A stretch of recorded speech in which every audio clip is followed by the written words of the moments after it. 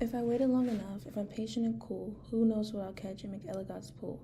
People believe all sorts of things, that dogfish chase catfish, that coffee tastes better than beer, that over 1 million people live in Chicago, that no more than 9 angels can balance on the head of a pin, that you get the idea. There are really no rules governing what we can believe. However, some of our beliefs are not merely things we believe, but also things we know. What is it that we must be added to a belief for to be knowledge? For example, I could believe that catfish are chased by dogfish, but I could not know this for no other reason that such bewhiskered and floppy-eared creatures don't exist. On the other hand, I can know that there are over 1 million chicagones. There is, for instance, a reliable science upon which to base my belief. Figure out what justifies beliefs and how it is done underlies much of our investigation into the nature of knowledge. So here's the story. A farmer comes across a boy named Marco fishing in McElligot's pool and tells him,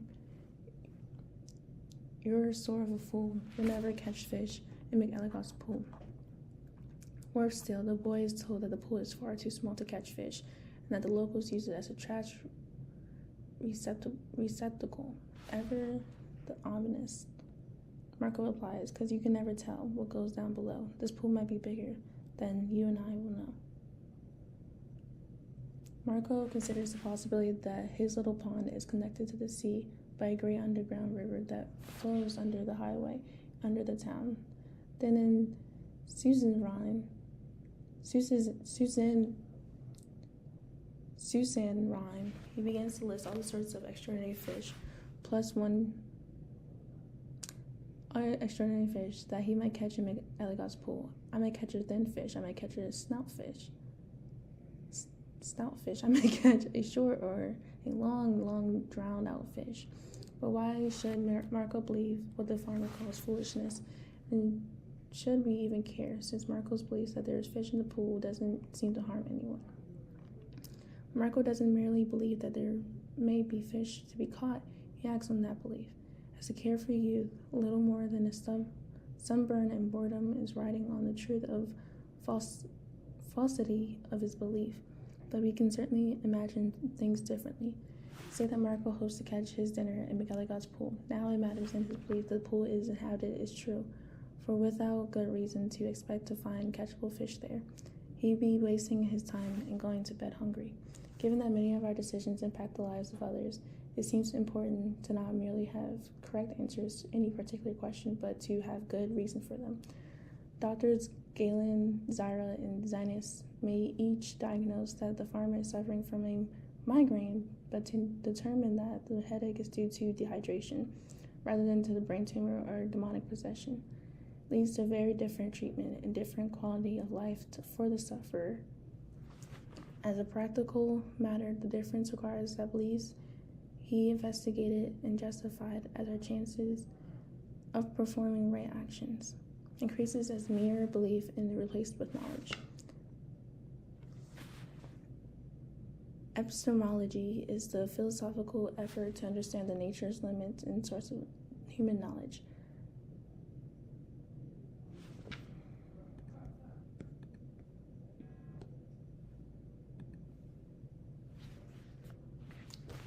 Epistemology is a philosophical effort to understand the nature, limits, and source of human knowledge. And epistemologists ask questions like, what is knowledge? Is it possible to have knowledge? How do we get knowledge? And of what can we be certain? While it isn't obvious which of these questions come first, philosophers have generally focused on sorting out the appropriate link between beliefs and the actual state of the world. In Plato's phrase, knowledge is the true judgment without an account. Consider Marco's claim that the pool may well be stocked with catchable fish of any kind, any shape, any color or size. To say he knows, to change his might catch into will catch, requires that it is in fact true that he'll catch such fish, and that he has a good reason to believe he will. Plato's definition of knowledge usually restated the as justified true belief is still with us today. Knowledge requires that what we believe is true and that what we justify it and believe that is true. In this way, the pursuit of knowledge resembles the work of police detectives. Is not enough to get the right man, you must also have the evidence. Tossing junk into a small pool. If you would be a real seeker after truth, it's necessary that at least once in your life you doubt as far as possible all things. 17th century philosopher René Descartes asks just what can be known beyond a shadow of doubt. He imagined a powerful evil genius that has dedicated his considerable power to deceiving him. As Descartes put it, I shall then suppose some evil genius not less powerful than deceitful has employed his whole energies in deceiving me. I shall consider that the heavens and earth, colors, figures, sounds, and all the other external things are not, but the illusions and dreams of which this genius has availed himself in order to lay traps for my credulity. Such an evil genius could easily mislead us.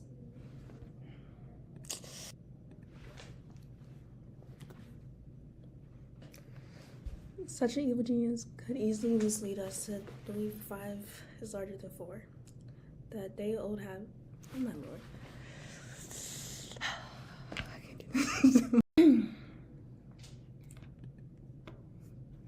That day-old halibut seems pleasing rather than horribly, or that halibut do is excel. How can anyone have much chance of sorting out the actual form of the illusory when every thought we have may well be part of the evil genius deceit? The problem isn't merely with figuring out what is an illusion, but with figuring out what would count as a good reason to accept the evil genius hypothesis itself. Skepticism is the notion that no adequate justification for holding this or that believing exists. A global skeptic holds that no knowledge of any subject of any sort is possible.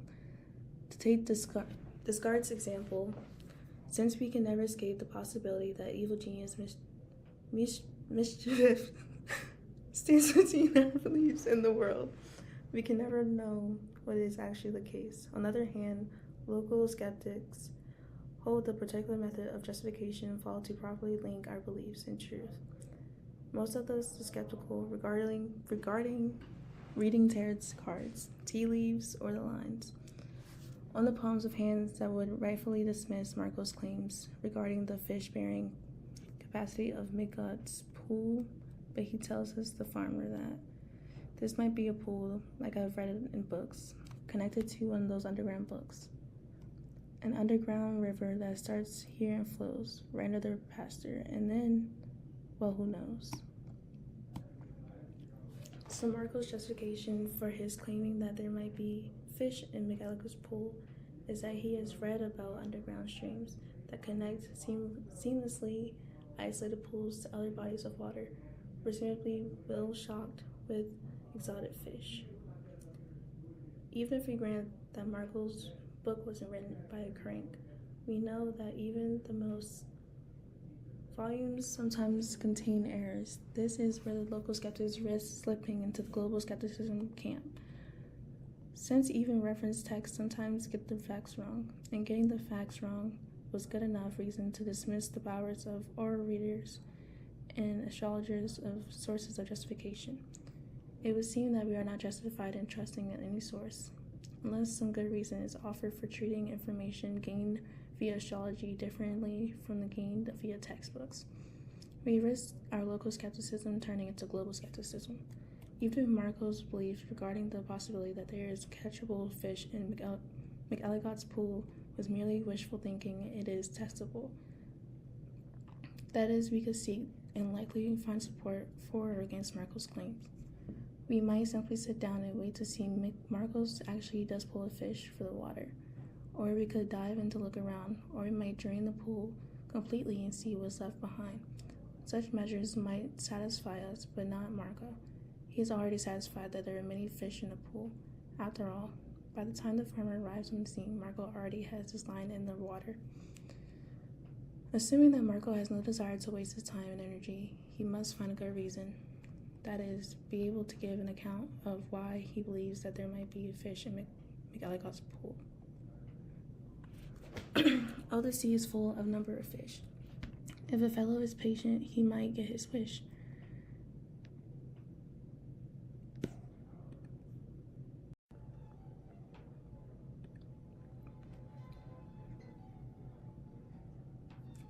Empiricism is arguably the most commonsensical of theories of knowledge. Its strengths come from the seeing match between our sense impressions and our ability to get on the world. Basic empirical beliefs do seem to be reliable in a way that many of our other sorts of beliefs are not. What I know about the open tin of sardines before me, the smell, the glistening dark color, the can's cool, smooth surface, is immediate in a way that my knowledge of the migratory patterns of Pacific albacore or the primary course of the extinction of the Caribbean monk seal is not.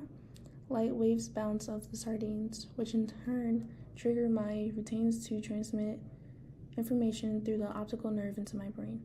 In the brain, this information is processed, producing information about and eventually action toward. The tin of sardines successfully interaction with the world based upon the information justifies the idea that there is in fact a tin of sardines before me. The question for Marco then is, does he have good enough reason to justify his inference that there might be fish in McElligot's pool?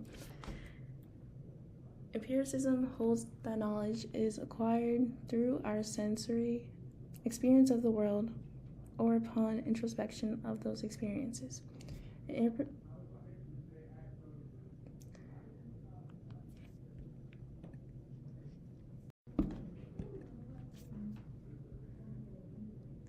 An empirical belief is one that the base of result of direct experience of the world. So when Marco sees that his fishing line bobbing in the water, he is caused to believe that his fishing line is bobbing in the water. Further beliefs, not directly experienced, are that inferred, such as there is something below the water surface pulling at his hook. While Marco fears that the possibility of fish in McElligot's pool from his experience with the book and his past experience with fishing, the farmer infers that no fish are to be found because, as he says, the pool is too small, and you might as well know it. When people have junk, here's the place that they throw it. But inference is a funny thing. It can't guarantee that the thing inferred is actually true. Instead, the inference gains and loses strength depending upon those things that which is inferred. It's possible that the garbage-filled pools might be the ideal breeding ground for some fish species. A possibility that shrinks as the farmer encounters similar fishless junk-filled small pools throughout the area. And if possible that Marco's book is mistaken, the possibility that would be decreased where he would find more references to underground brooks and other well-researched books. And the pool, like Marco imagines, might not be so small after all. Maybe. As commonsensical as it is, the empiricist approach to epistemology is not without its drawbacks. At least some of those revolve around the difficulty of just know how perception generates and justifies empirical beliefs. The empirists hold that when we perceive a fish with a black and red checkerboard belly, we are justified to believe that there is, in fact, a black and red checkerboard belly fish before us. This idea that perceiving a thing to have some property justifies our belief that it does not have property to be called perceptual realism. The problem for the empirist is to explain how the latter follows from the former. Direct realism is the idea that the world is more or less just as we perceive it to be. Any property perceived to be a thing is a property of that thing. The fish does not have a checkerboard pattern stomach and that the square is red while the square next to it is black. For direct realism, the case. Perceptual realism, in which empiricism would be hard to reject as a theory of knowledge. Unfortunately, there is at least one serious problem: how to explain our perceptual errors. Say, seeing a mirage in the distance on a hot day. Similarly, we watch top-hatted magicians saw their lovely assistants in half, and people sometimes hallucinate when extremely tired, starving, or following the ingestion of certain drugs. If the world really is how it appears to be, direct realist claims the world would similarly have and not have a pool of distant spot on the road. Magicians' assistants would return from the dead, and peak elephants would need to be able to materialize in front of the trunk.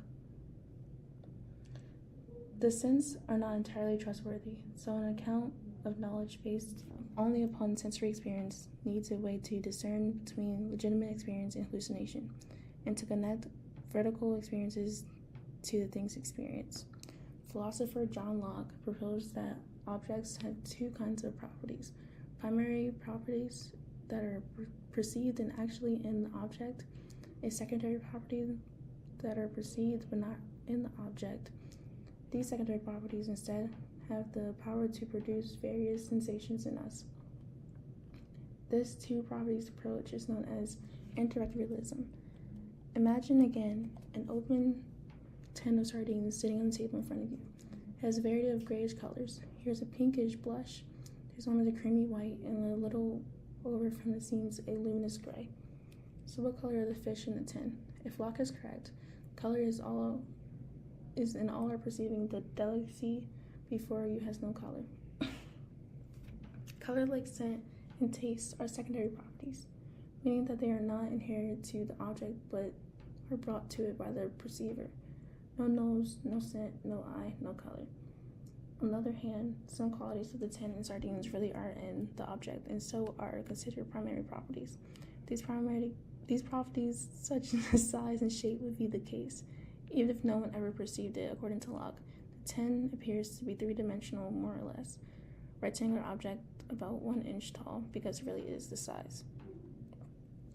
Unfortunately for the indirect realist, if Locke's correct, the way we perceive the world to be is not how the world really is. The tin sardines appear to be to our senses with the both primary and secondary properties, and so only some of what we perceive of them can be accurate.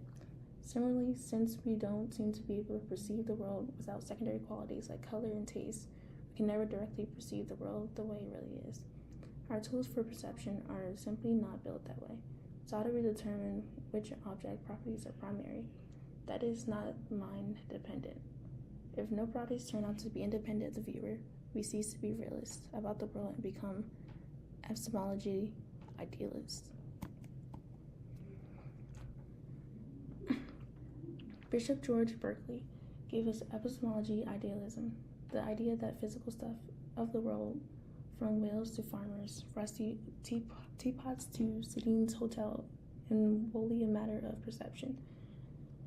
Imagine gazing deeply into McElligott's pool, and through the crystal clear water seeing a long, twisting eel with a lot of strange bends, and oddly enough, with a head on both ends.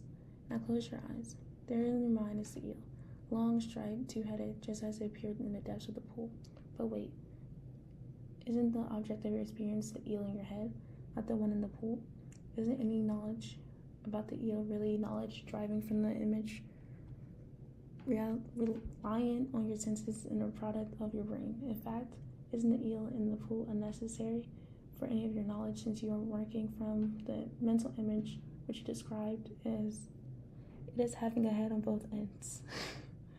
When pressed, we must even include that we can have no knowledge of the external world, but only of our mental representation of it. In other words, our knowledge is about our ideas, as Berkeley put it. As for our senses, by them we have the knowledge only of our senses. Ideas, or those things, are immediately perceived by sense, but they do not inform us that things exist without mind. If we have any knowledge of all the external things, it must be reason, inferring their existence from what it is immediately perceived by sense. That our knowledge is not about things in the world, but about our perception fits well with our understanding of experience. Our brain doesn't respond to something in the external world, rather to stimuli supplied by our sense organs. And yet most of us will likely not give up the notion that they are in fact external world, that we can have knowledge of it. If Berkeley, we take all experience to be experience of mental images, there is no right to infer a corresponding external reality. So how is it that an idealist would explain that each time I look in the first page of McElligott's pool, that there's always the same picture of a mustachified farmer with suspended and a pitchfork, leaning on a fence post? I could close the book for a moment, or for a week, and when I look at it again, the page will have the same picture. Similarly, when you describe what you see on the page, it will be matched to what I have described. Since Berkeley denies the existence of mind-independent objects, it's difficult to see how your mind and mine manage to have identical perceptions of what is on the page. This sort of experience of continuity suggests that the external world exists as more than perceptions in your mind or yours. Despite Berkeley's really clever argument, few people take idealism to be true. That is all over in our heads. It's a bit hard to swallow. As importantly, idealism suffers from the same very problem as any empirical theory of knowledge. How to justify the inference from the perception of Mrs. Umbruso hanging laundry to her actually doing so. Empirists assert that what is perceived is caused by reality, but simply saying that doesn't make it true. Rationalism shares empiricism commitment that our knowledge needs to rest upon a set of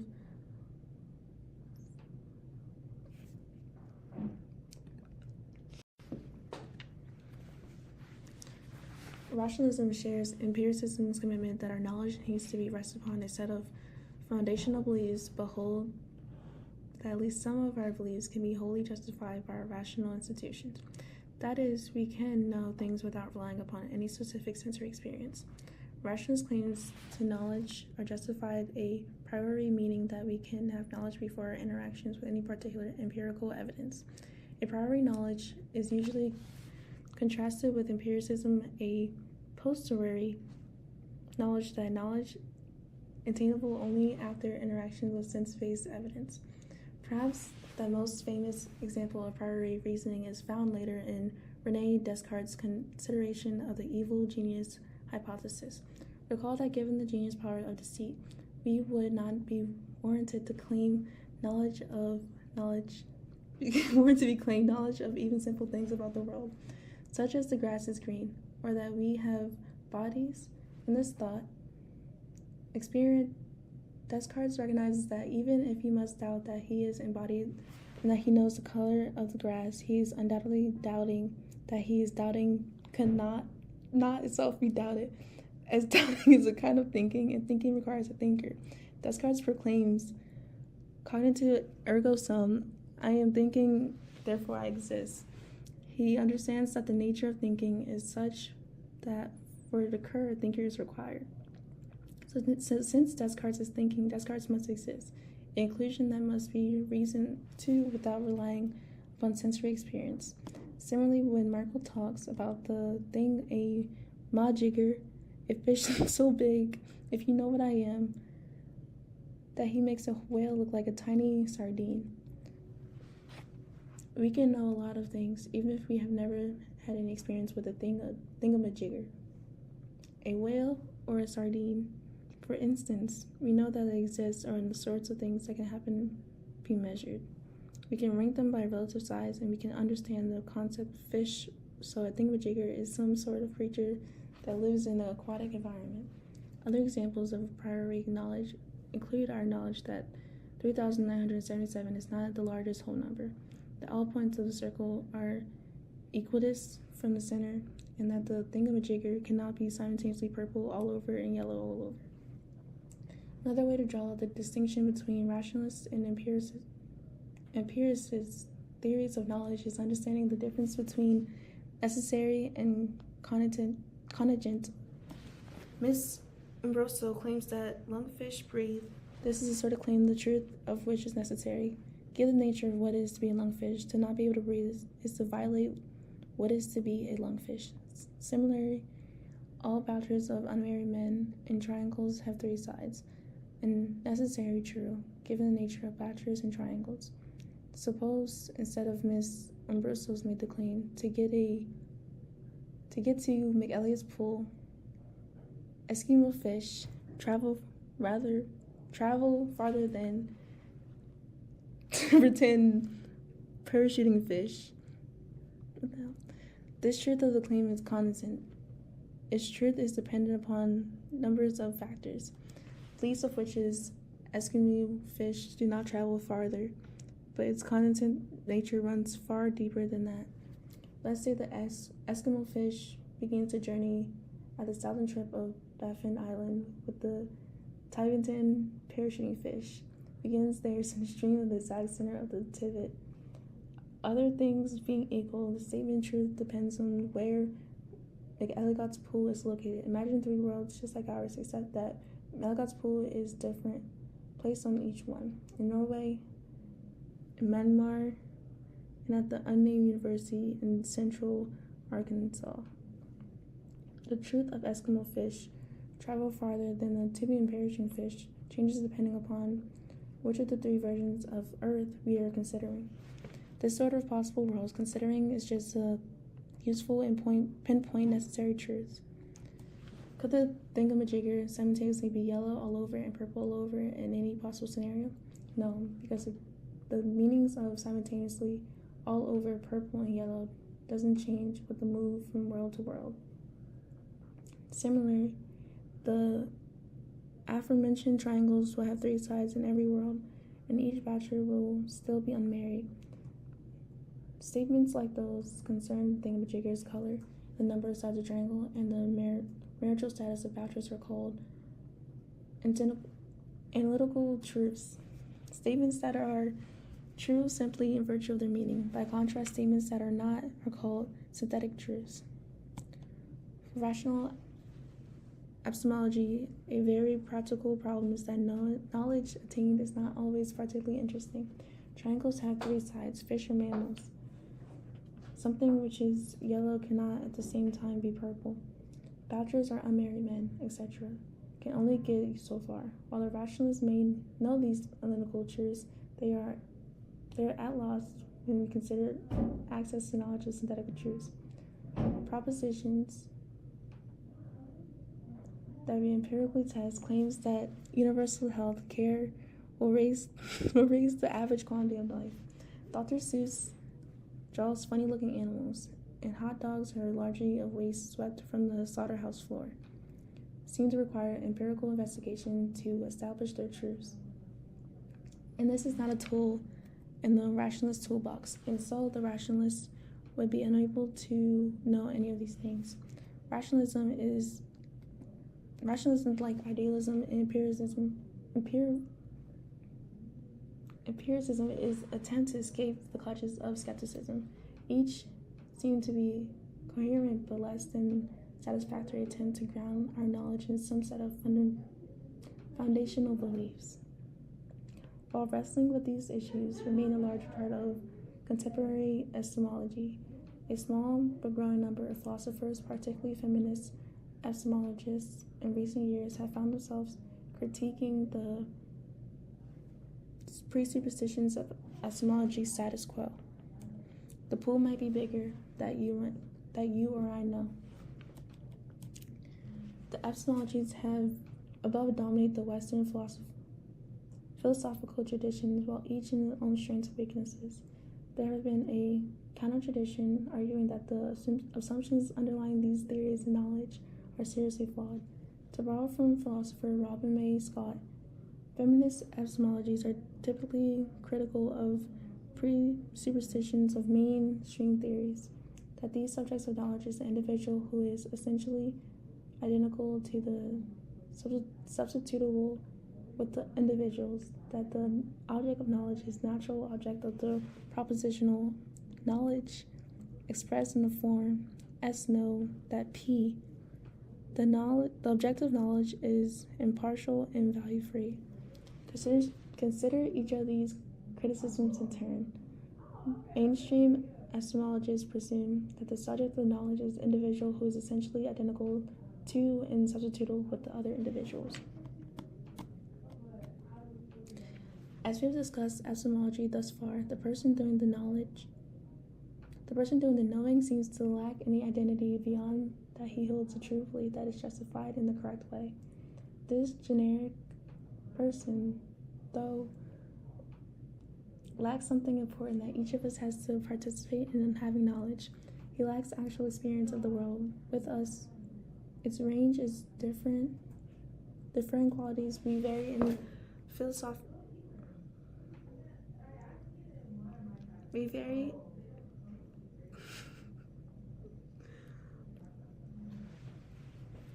in our physical bodies, and our cultural norms and practices. These differences matter, but simply, knowers are inseparably embodied social creatures. The situatedness is not to say the world is different for each viewer, but rather that each of us see world particularly and through our own differently tinted glasses. Marco cannot help but to come to knowing these things with body and mind shaped by circumstances. He is a boy. His literature has leisure time and was born in a particular place at a particular time to particular people. To have these experiences upon which to base our knowledge requires that we perceive with our senses, that our minds give meaning in order to information. Comprehension is the result of these mental concepts mixing with our perception, with philosophers. Immanuel Kant calls intuitions. Our concepts require experimental content of which to work, and that information is gibberish without concepts in order to work with it. According to Kant, thoughts without content are empty. Intuition without concepts are blind. Our concepts cannot be separated from our life's experience. So this experience shapes and colors our knowledge. Mainstream epistemologies presume that the object of knowledge is a natural object known by prepositional knowledge, expressed in the form S knows that P. The form S knows that P does capture much of what we call knowledge. You know that we are reading. I know that snow is white. The farmer knows that when people have junk, they throw it in McElligot's pool. In fact, the person may not only know something, but also know that she knows it. Given the ability to reflect, even if you could list all the things we know, we certainly would not list all the things we know that we know, or know that we know that we know, or you get the idea. An epistemology that structures knowledge in this way makes knowledge an all or nothing matter. Marco either knows that the residents of Sienese Hotel play croquet, or he doesn't. And yet, often our knowledge of the world, impartial or in progress, one simply doesn't always have to know, have to or not know knowledge. A month prior to the recital, we must say that the pianist doesn't know how to play Beethoven Moonlight Sonata. To gain this sort of knowledge requires practice in the first instance and experience in the second. Similarly, brand new parents may rush their infant to the hospital each time she cries, but those same parents will quickly learn that some kinds of crying are not signaling a medical emergency, but rather that the baby is hungry. The objective knowledge is impartial and value-free. We must remember that it is only within the context of social beginning that judgment regarding matters of knowledge can be made. Given we are the sort of creatures we are, evidence offered to justify a belief is both matter of discovery and decision. That we have a gender that are born into a particular class, and that we have healthy bodies and the product of unique histories made that are different values of going to impact our knowledge as well as our theory of knowledge. As so far from feminist Frederick Nietzsche puts in on his On the Genealogy of Morals. Let us, from now on, be on the guard against the hollow philosopher's myth of a pure willless, painless, timeless knower. Let us be aware of the tentacles of such contradictory notions of pure reason, absolute knowledge, absolute intelligence. All these concepts presuppose an I such as no living being can imagine an I requiring to have no direction. Is active in interpretive powers, precisely those powers that alone make seeing something. All seeing is essential perspective and is all-knowing. Despite rejecting the idea that knowledge is something impartial and value-free. Recognizing this social aspect of epistemology may actually increase our chances of gaining objective knowledge. Recognizing that we each have perspective means that each of us different sets of eyes see something a little bit differently. And it may be thorough an interrogation of these different bits that we can have objective knowledge. As with the old stories from the 13th century, Persian poet Rumi, in the night each man who touched the elephant reports something very different about the things they have touched. One says a pillar, another says a water spout, a third says a fan, a fourth a throne. As Rumi writes, the sensual eye is like the palm of the hand. The palm has not the means of covering the whole of the beast. While the poet left is unstated in his Elephant in the Dark, were these men to share the impressions that each would gain full knowledge of yet experience. After experiencing Marco's point of view, the farmer at the end of the look as if maybe there might be a fish in McElligott's pool. Similarly, Marco has already expanded his own understanding of the possibilities in the situation by reading the book, and his optimism might be tempered a bit of discussing the pool's condition with the farmer. For there's only one sort of ill fate, the deprived of knowledge. In this chapter, we have mostly concerned ourselves with the normative epistemology theories of knowledge that take the quantity of justification as what makes knowledge of our mere true beliefs. While empiricism and rationalism dominate the study of knowledge, there are other fundamental approaches that we are not touched upon, such as Plato's theory that we are born already in possession of the basic foundational blocks for knowledge, and through the proper education, we come to remember these things. A very different approach to epistemology that has gained traction recently is called naturalized epistemology. This holds that the belief count as knowledge if it is the result of appropriate causal history. In other words, the process of which one comes to believe is essential for knowledge. Credited largely to philosopher Quine, naturalized epistemology is part of the response to failure of various normative epistemologies. To answer the problem of skepticism, Quine suggests that epistemology alter focus from is there a proper supporting relation between evidence and belief to how does one consider the other. According to Quine, the stimulation of his sensory receptors is all the evidence anybody has had to go on, ultimately the arriving in this picture of the world. Why not just see how construction really proceeds? Why not settle for philosophical? In other words, the process in which one comes to believe is essential for knowledge. Sketching is just what these proper causal conditions is a large part of this approach to epistemology. Given the correct conditions, reliable sources may include sense perception and reasoning, as with empiricism and rationalism, as well as testimony from a sufficiently reliant authority, like the book that mentions underground books. One might say epistemology is the history of responses to skepticism. Skepticism, taken seriously, would seem to lead to a certain detachment from the world that is so solipsism? Solipsism is the idea that the self is the only thing that can be known, essentially that I am reality. This denies one's place in member of the community of persons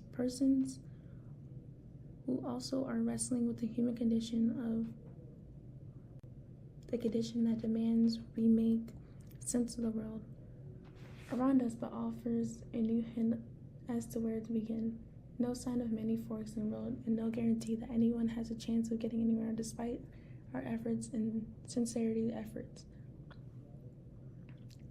Epistemology, at its best, is hardly a remedy for the human condition, but it can be a foundation for good analysis. analysis, better decisions, and right actions along the way. Or as Marco reminds the farmer, and that is what I think, that I'm not such a fool. When I see her in fish in McAligo's pool, any kind, any shape, any color or size, I may catch some fish that will open your eyes.